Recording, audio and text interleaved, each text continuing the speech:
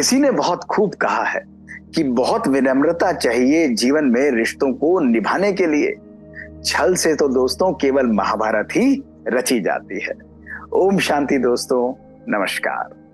दोस्तों, बहुत समय पुरानी बात है कि नदी और सागर के बीच में बातचीत चल रही थी। नदी को थोड़ा सा अभिमान आ रहा था। उसने उस सागर को अहंकार में कहा कि बताओ, ए सागर बताओ, मैं अपने प्रचंड वेग से तुम्हारे लिए क्या लेकर आऊं।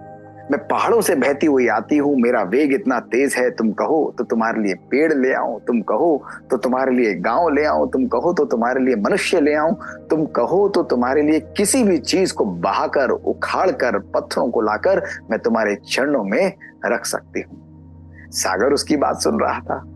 उसकी बात को सुनकर दोस्तों वो मुस्कुराने लगा।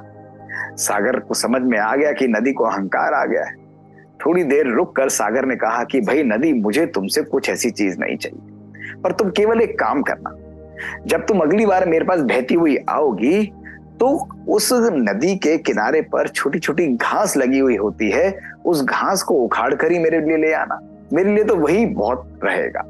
तो नदी मुस्कुराने लगी, हंसने लगी। उसने कहा, अरे सागर, तुमने मांगा भी तो क्या मांगा?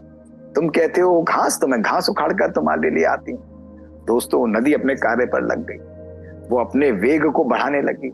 दोस्तों, वेग को और बढ़ाया, थोड़ी तेजी से और बढ़ाया, और जैसे ही वो घास के पास जाती तो घास का जो है वो धीरे से झुककर अपने आप को नीचे कर लेती और पानी ऊपर से निकल जाता। नदी देखकर हैरान हो गई। वो पूरी कोशिश कर रही थी, लेकिन घास थी कि घास टूट ही नहीं रही थी।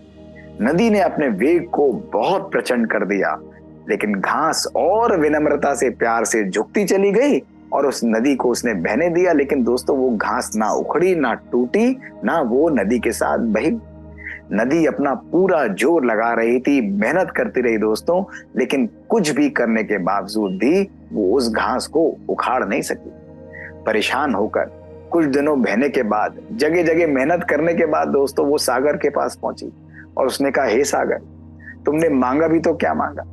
मैंने पूरी कोशिश कर ली, मैंने पूरा अपना एफर्ट लगा लिया, लेकिन मैं सब लोगों को, सब चीजों को उखाड़ पाई, लेकिन ये घास ऐसी थी कि वो घास पूरे तेज बहाव के बावजूद भी उखड़ की रही नहीं दी।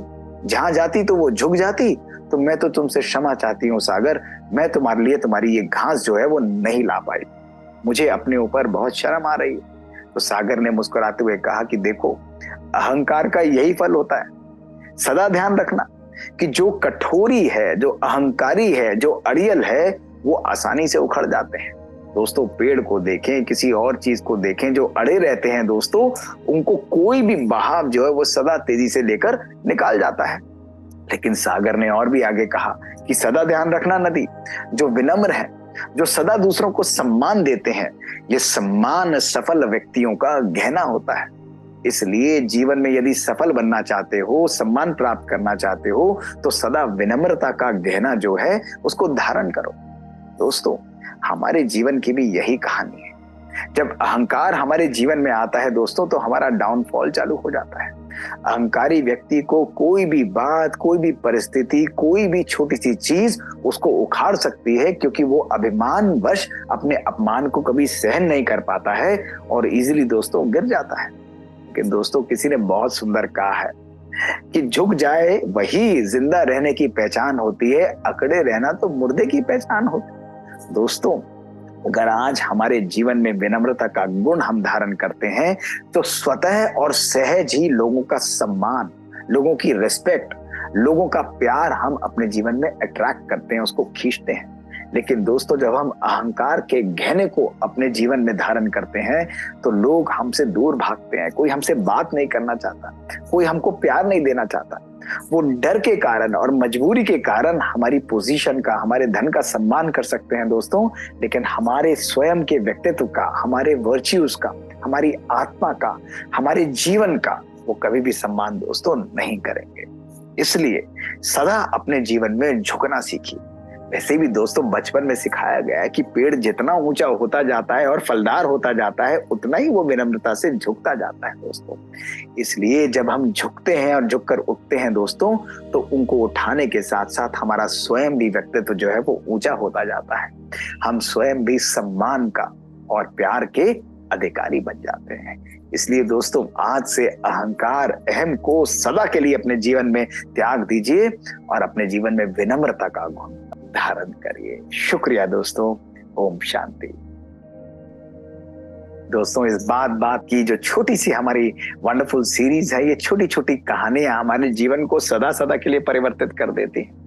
यदि आपके पास भी कुछ ऐसी मजेदार छोटी छोटी कहानियां हैं तो हमको लिख कर भेजिए bk.mohitgupta@gmail.com पर। आपकी कहानियों को हम इन छोटे छोटे एपिसोड्स में लेकर पुनः उपस्थित होंगे और आपकी ये कहानियां कितने ही लोगों के जीवन को दोस्तों बदल सकती हैं, आप कल्पना भी नहीं कर सकते। इंतजार करेंगे हम आपकी मेल्स का दोस्तों। शुक्रिया। ओम शांति।